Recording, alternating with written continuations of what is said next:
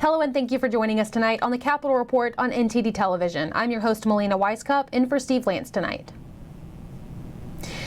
A surprisingly strong jobs report cheered by President Biden, yet dismissed by Republicans. What they tell us in the latest on an ambitious economic package now heading toward becoming law. NTD's Iris Tao has more. More than 500,000 jobs added in July, a number well surpassing expectations. And President Biden, while still positive with COVID, hailing Friday's job report at the White House's outdoor balcony. Today, there are more people working in America than before the pandemic began. And Republican Senator John Barrasso tells NTD while job numbers are up, to families, they are having a harder and harder time keeping up. Because even if they're working, even if they got a bit of a raise, the raise has not kept up with the cost of inflation. With others adding, I'm very pleased that we've got strong job growth, but we're in a recession. The debate over the state of the economy comes as Democrats are making headway on passing a massive economic package. This is a very, very, very big deal.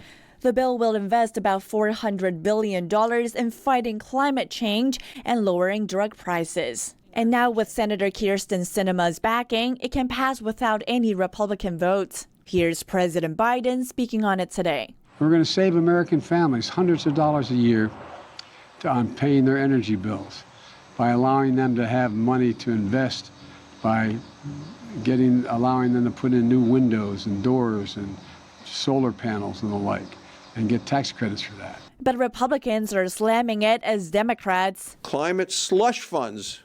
Adding that a 15% minimum corporate tax included in the package would hurt the economy. We're raising gas taxes in the name of lowering inflation. And Republican senators tell us they'll be doing everything to defeat this bill on top of offering a lot of amendments.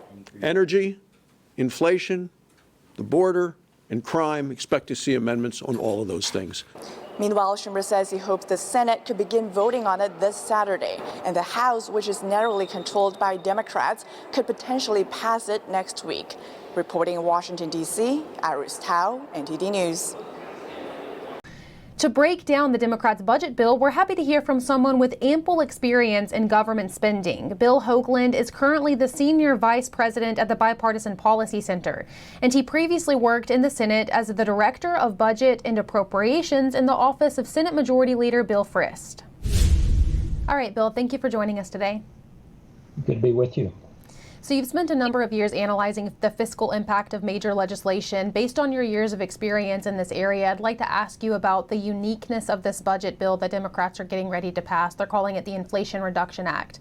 Have we ever seen anything like this before? I don't think we've ever seen anything it's called Inflation Reduction Act. We've seen many budget reconciliation bills that were designed for deficit reduction. And to that extent, there is deficit reduction in this particular package, and that's what makes it similar to previous reconciliation bills. But this is a unique bill, and I think it does have some positive effects, particularly as it relates to climate, and particularly as it relates to providing medical assistance in terms of reduction in prescription drug benefits cost and expansion of benefits for those who are on the Affordable Care Act. Now, you mentioned the deficit reduction piece of it, and I want to dive into this just a little bit. From my understanding, it would only reach the intended goal of deficit reduction if they're able to rake in the $700 billion worth of revenue that they're aiming for through closing those tax loopholes, et cetera. But it seems like a hypothetical here. Is there a way that they can actually guarantee they'll be able to generate upwards of $700 billion worth of revenue to lower the deficit?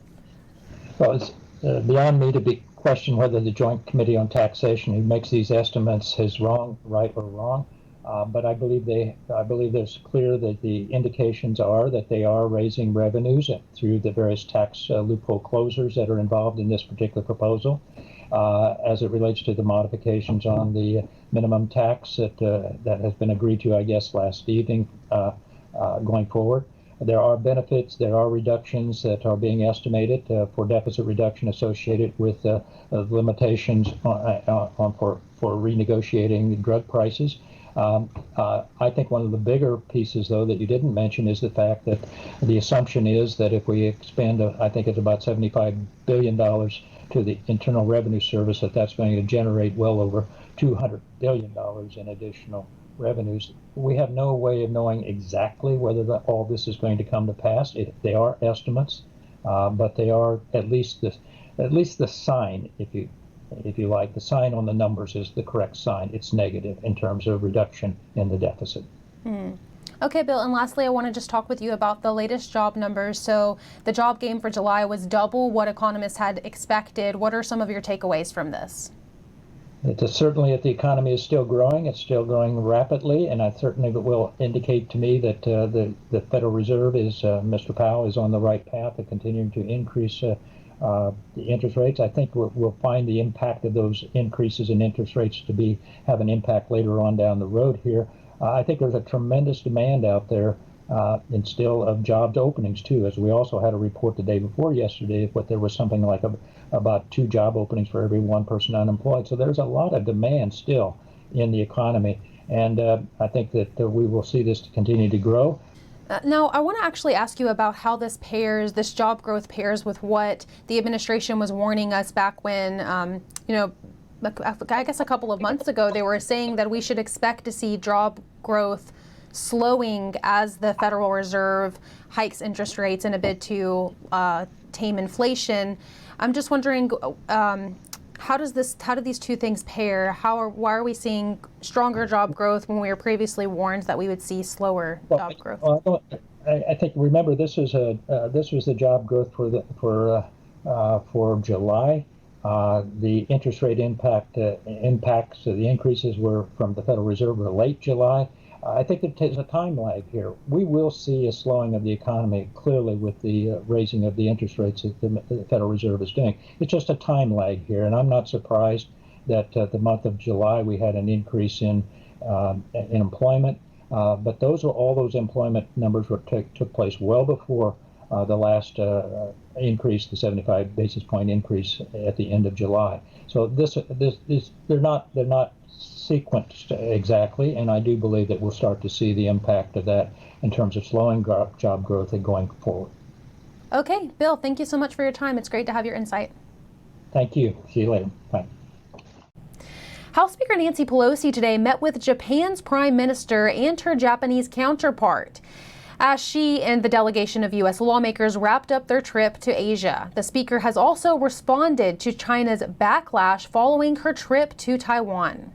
From Japan, House Speaker Pelosi responded to the Chinese Communist Party's aggressive reaction to her Taiwan visit days earlier. They may try to keep Taiwan from visiting or participating in other places, but they will not isolate Taiwan by preventing us to travel there.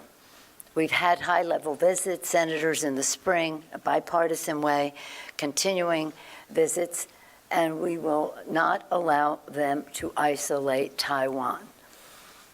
They are not doing our travel schedule. These comments come as China announced they're sanctioning Pelosi for visiting Taiwan. China's foreign ministry spokesperson announced the sanctions on Friday, calling Pelosi's visit to Taiwan an egregious provocation. China is continuing to send vessels through the Taiwan Strait and flying warplanes into its self-declared air defense zone. And some of those ballistic missiles targeted at Taiwan landed near Japan's waters. And reports now reveal that China also flew drones close to Japan today. This as House Speaker Pelosi met with Japan's Prime Minister in the morning local time. In a bilateral meeting with Japan's Speaker Hosoda and members of the National Diet, Speaker Pelosi underscored Japan's leadership role in the Asia-Pacific region. The Speaker says security was central to their purpose in visiting the region.